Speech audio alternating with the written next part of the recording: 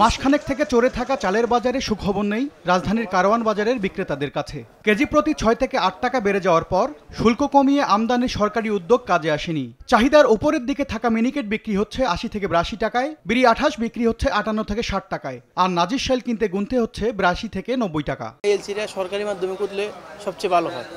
কোম্পানিরা করার কারণে এই কোম্পানিরা এই চালগুলো নিয়ে নিজেদের কোম্পানির ভিতরে ভরতেছে, এই কারণেই দামটা কমতেছে না। পারতেছে যারা কিনতেছে, আর যারা পারতেছে না তাদের তো সমস্যা। ভালো চাল তো ভাত খেতেই পারবে না, উপর থেকে ব্যবস্থা না নিলে এগুলো তো ঠিক হবে না। তবে কিছুটা স্বস্তি মিলেছে মুরগির বাজারে। গত সপ্তাহে ২০০ টাকার ব্রয়লার মুরগি সপ্তাহ ব্যবধানে ১৫ থেকে ২০ টাকা কমে বিক্রি হচ্ছে ১৮০ থেকে ১৮৫ টাকায়। কেজিতে ২০ থেকে ৩০ টাকা কমেছে সোনালী মুরগির দামও। কমের কারণ হলো আপনার বিয়ে পিকনিক কমে গেছে, সামনে রমজান মাস আসতেছে, বেচা বিক্রি কম হবে, এই কারণে এখন আমরা খামারগুলো হালকা করতেছে। বাজারটা এভাবে কেন ওঠানামা করতেছে, একটা নিয়ন্ত্রণের মধ্যে থাকা উচিত।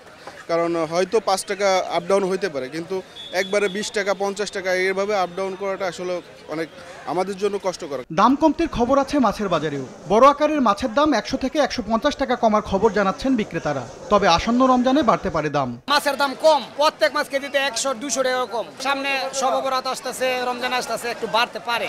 ক্রেতারা সবচেয়ে বেশি স্বস্তি পাচ্ছেন সবজির দামে। বেশিরভাগই মিলছে ২০ থেকে ৪০ টাকার মধ্যেই। পর্যাপ্ত সরবরাহ থাকায় দাম কম বলে জানালেন বিক্রেতারা। ২০ টাকা, ২৫ টাকা, ৩০ টাকা, এর উপরে কোনো সবজি নাই। যেটা সর্বনিম্ন ভালো ওটা একটু দাম বেশি ভালো আর কি, ৫ টাকা বাড়তি। এখন সবজির দাম কম আছে পাইকারদের কাছে, বাস খুচরাতে আমরা ওটা কম পাই না। রমজানে অবশ্যই দাম আমরা কম চাই। বাজারে ৫ টাকা কমে নতুন আলু পাওয়া যাচ্ছে কেজি প্রতি ২০ টাকায়, আর পেঁয়াজ মিলছে ৫০ টাকা কেজি দরে। এম এস আরিফিন, সময় সংবাদ, ঢাকা।